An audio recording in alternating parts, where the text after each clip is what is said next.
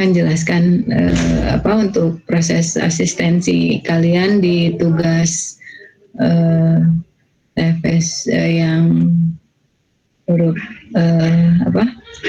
Nusantara ini seperti apa ya. Sebentar, saya coba share dulu.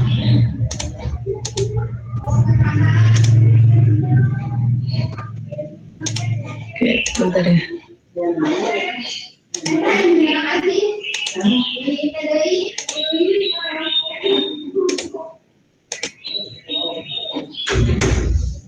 Udah muncul belum? Udah, Bu. Udah, oke. Jadi ini contoh saja ya, silakan nanti ini untuk referensi kalian. Sebetulnya udah di-share sih di yang materi sebelumnya.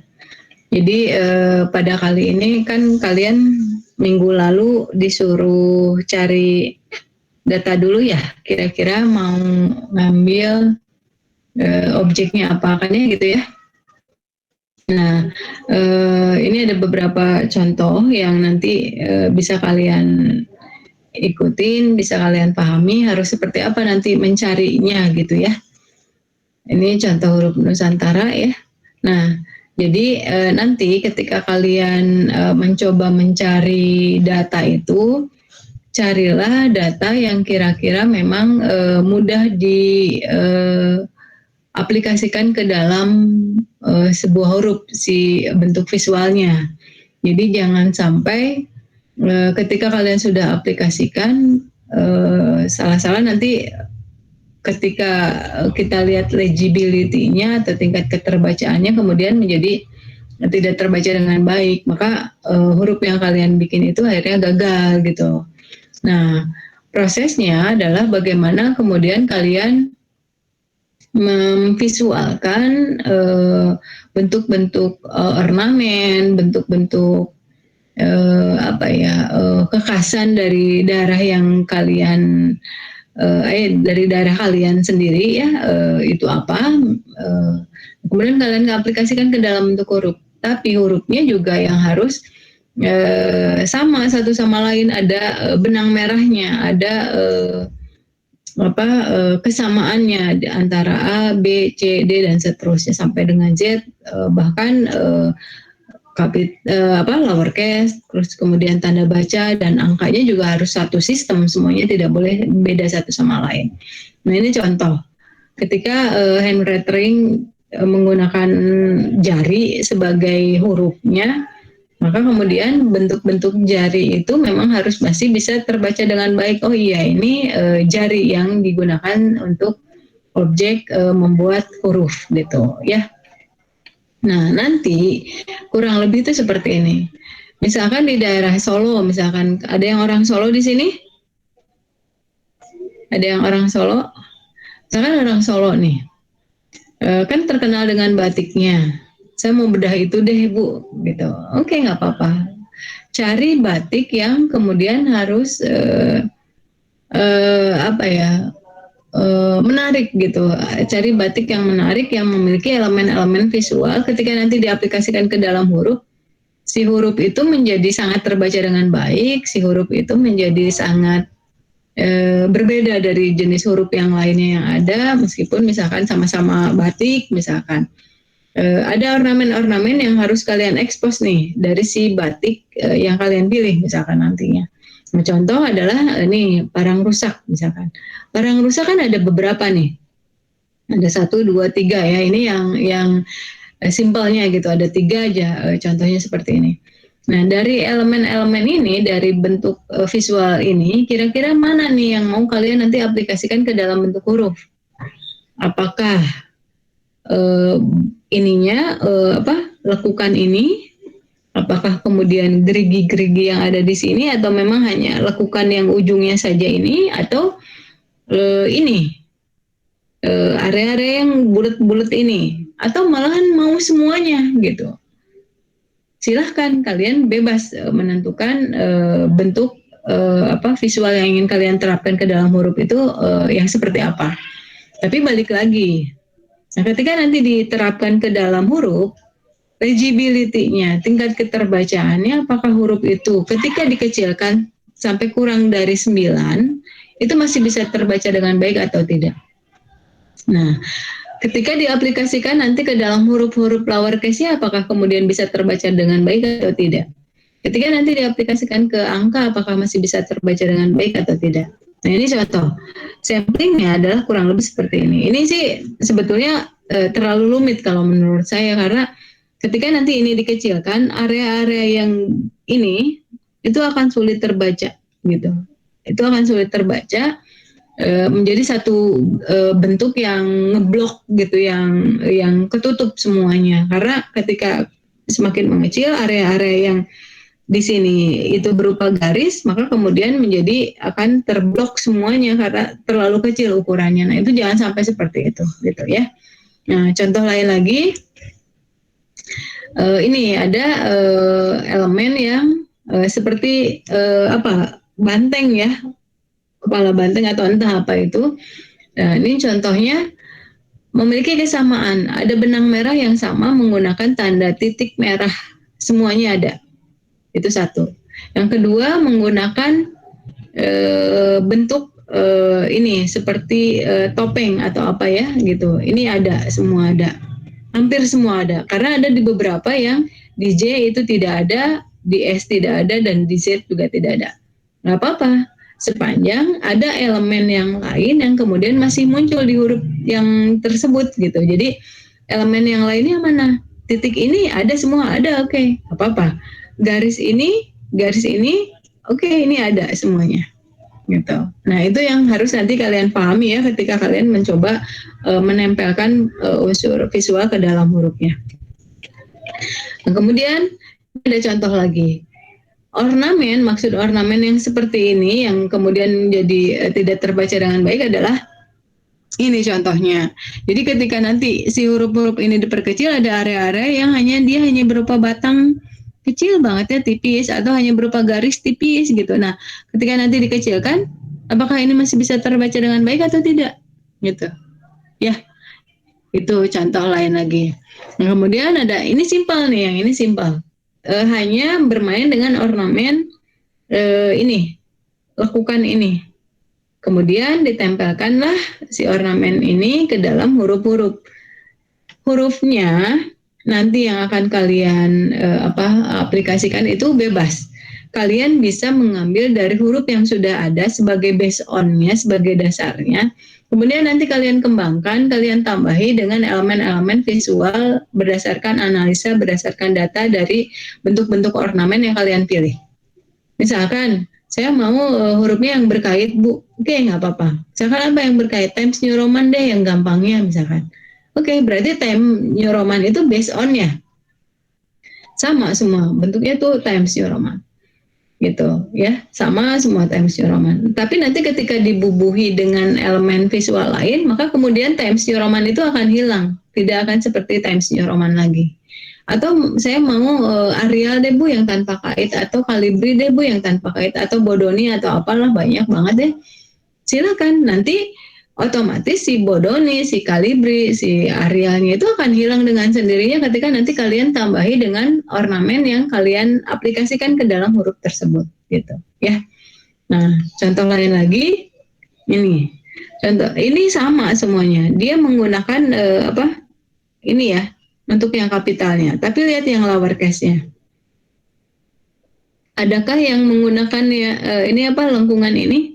Ada di beberapa bagian, tapi kemudian di bagian lain dia tidak ada. Begitupun dengan yang kapital, di bagian-bagian yang lain tidak ada. Tapi kesamaannya adalah si batangnya itu sama, bentuk-bentuk batangnya sama, ekornya juga sama. Ini kaki-kakinya ini juga sama semua. Nah, sampai sedetail itu yang harus kalian pahami ketika nanti kalian mencoba merekonstruksi dari huruf yang ada dengan menambahkan elemen-elemen visual sehingga menjadi bentuk huruf baru gitu ya. Tuh. Nah, ini contoh lain lagi. Nah, pecahannya tuh begini.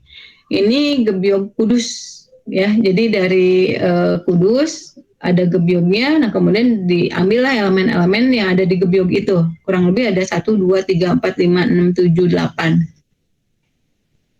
Ada 8 elemen. Tapi nggak semuanya ini elemen masuk. Hanya beberapa bagian saja karena kalau ornamen ini dimasukin terlalu riskan, terlalu kecil, ketika nanti akan diperkecil si hurufnya.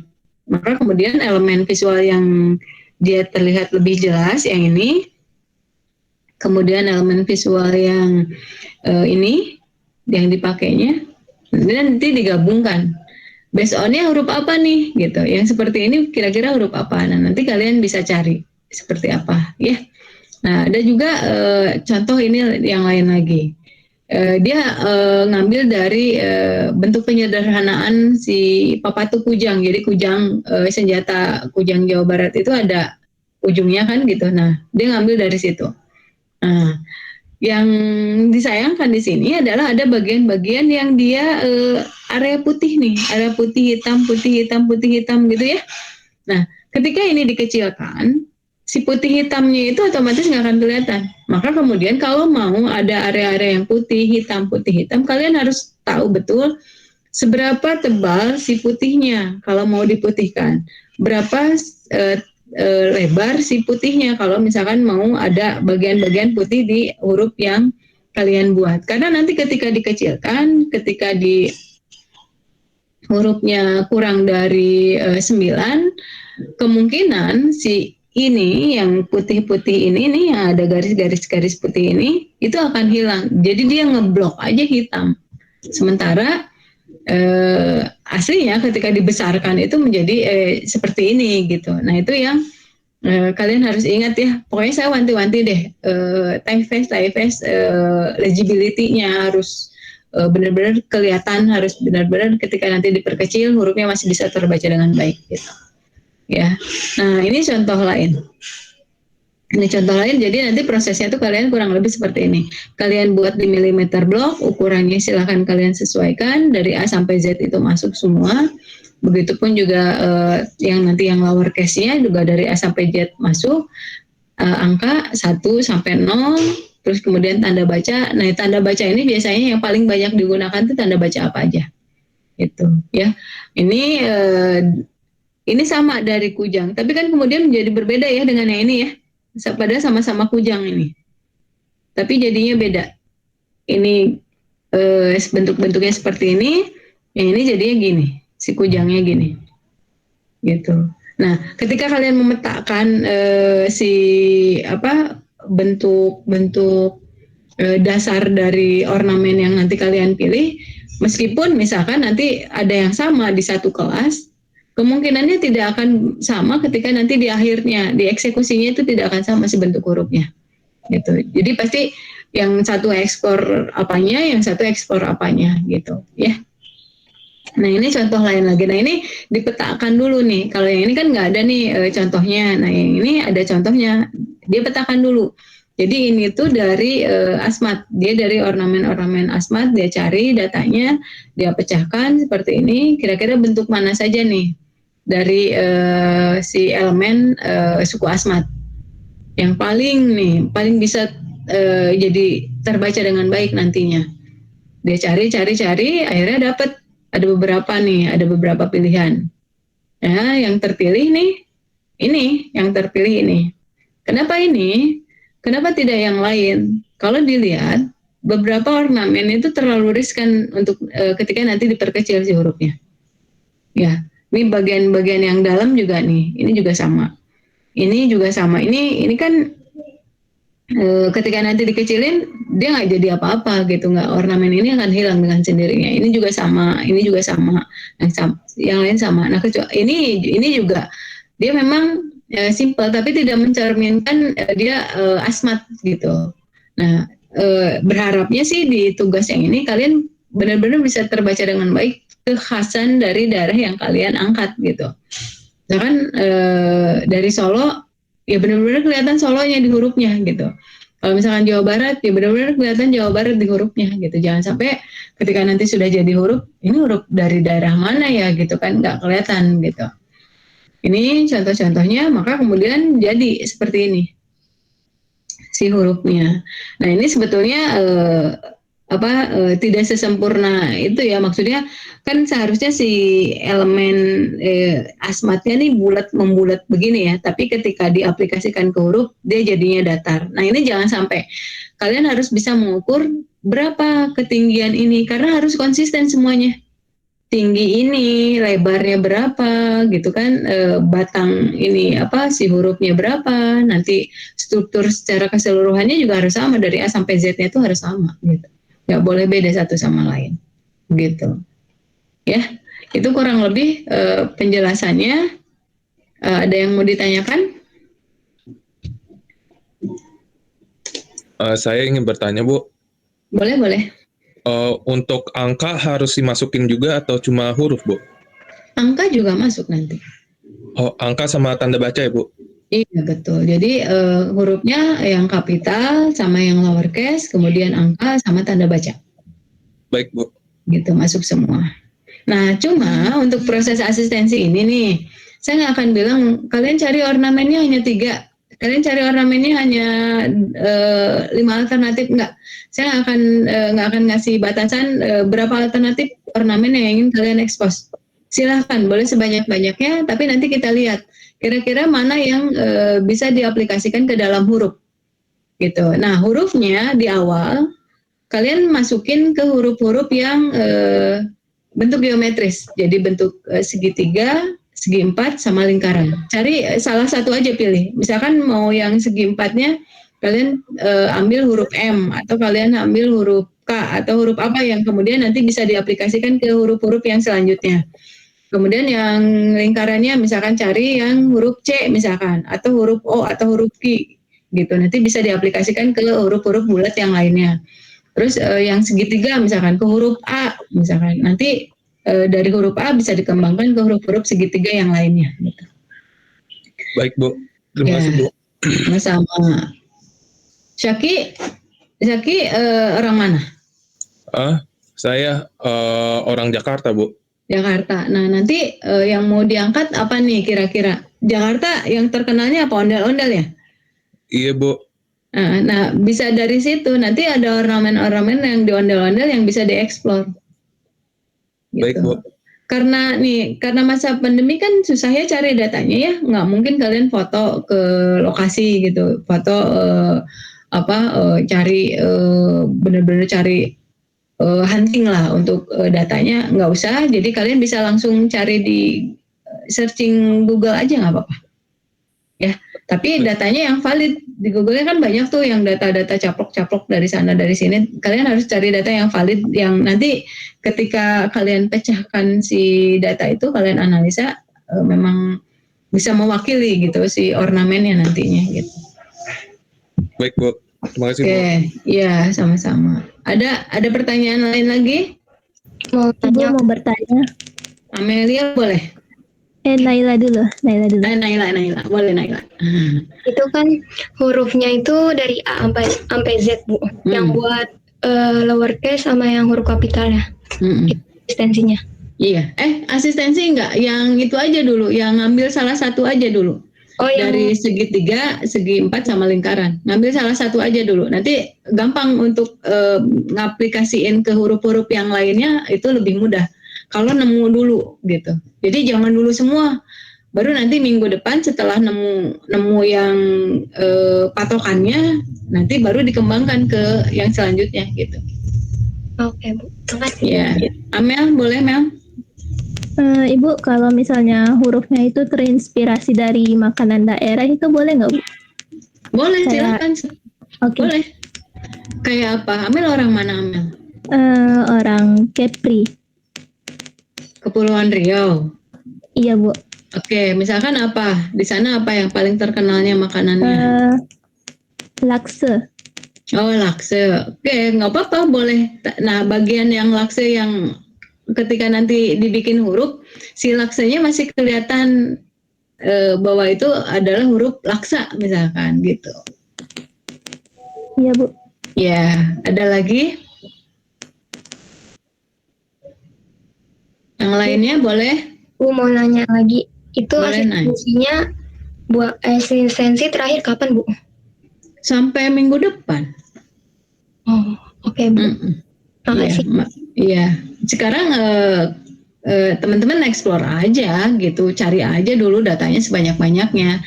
Terus kan si datanya juga saya udah kasih di materi yang lalu tuh bagaimana mencari data, menganalisa, mengamati, ada skemanya kan ya. Nah, kalian bisa ikutin di situ. Nah, karena nanti si skemanya juga harus kalian share ke classroom. Nanti proses asistensinya itu di classroom. Gitu ya. Bu mau nanya. Ada lagi? Saya Bu. Boleh? Tri boleh? Ini termasuk tugas buat UAS atau bukan Bu? Iya. Tapi nanti UASnya tuh dikembangin jadi tugas yang lain lagi. Cuman sampai dengan proses UAS tuh dari sini awalnya gitu. Oke Bu, makasih. Iya. Jadi berharapnya sih teman-teman ikutin terus nih materinya, perkuliahannya, karena kalau misalkan di awalnya udah keteteran untuk jadi ke UASnya tuh nggak bisa gitu, karena ngambilnya tuh dari sini si UASnya gitu. Si UASnya tuh dari proses ini, si huruf ini gitu. Ya, gitu ya. Ada pertanyaan lagi? Bu mau nanya lagi, itu kalau yang angka berarti misalnya dari 1 sampai 0, berarti misalnya milih 1 boleh nggak Bu? Boleh, tapi nanti bisa diimplementasikan ke yang lainnya ya. Oh iya, berarti tanda baca juga kayak gitu ya Bu? Iya, betul. Ya Bu, makasih. Sama-sama. Ada lagi ya, yuk?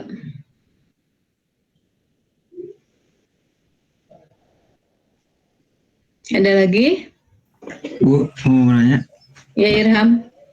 Untuk yang asistensi minggu depan pakai milimeter blok Bu langsung. Iya, tapi itu untuk ke hurufnya, untuk yang ke bentuk geometrisnya, iya. Tapi yang untuk visual dari si ornamennya di HVS aja. Kalau skemanya bentuknya gimana Bu? Kayak yang di PDF aja? Iya, gitu. Oh, dibuat digital gitu Bu? Yang enggak, manual aja. Oh, manual. Okay, manual aja pakai ballpoint biasa, pakai HVS ya. Siap. Terima Bu. Ya. Ada lagi? Ibu, ini hurufnya boleh diwarnain kan Bu? Nanti boleh, tapi jangan yang warna-warni ya, ngeblok hitam aja pensil. Oh iya Bu. Ya. Ada lagi?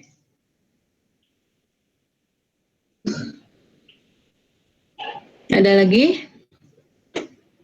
Boleh di on videonya? Mau screenshot?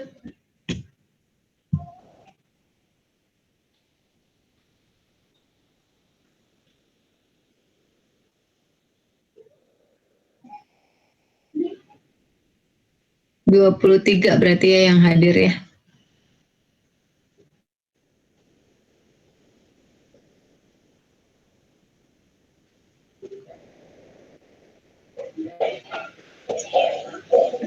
Tidak stabil rupanya.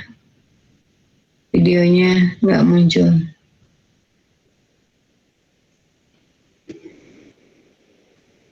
Ada yang muncul semua nggak videonya?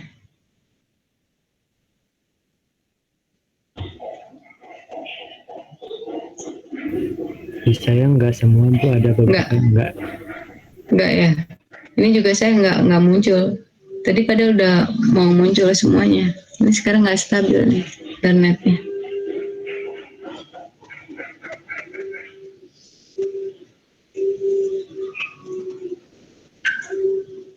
Oke, bentar, satu-satu saya nunggu dulu ya, biar on semua dulu.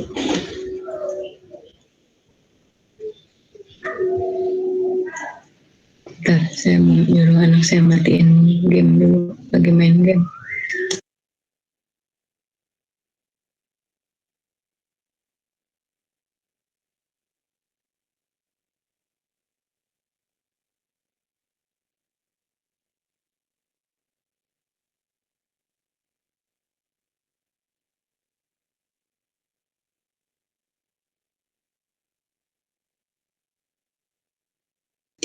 Oke, nah udah mulai nih.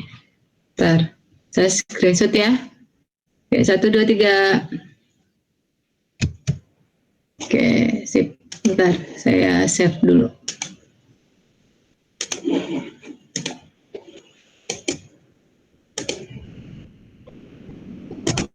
Oke, lagi ya. Satu lagi. 1, 2, 3. Bentar. Oke, 1, 2, 3.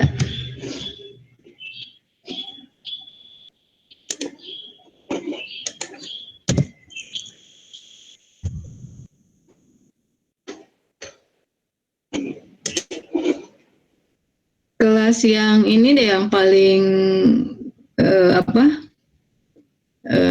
masuk semua tuh kelas ini yang selalu masuk semua UTS. Kelas ini ngumpulin semua. Kalau kelas yang lain ada yang cuma 18 orang yang ngumpulin. Padahal sama-sama dari 24.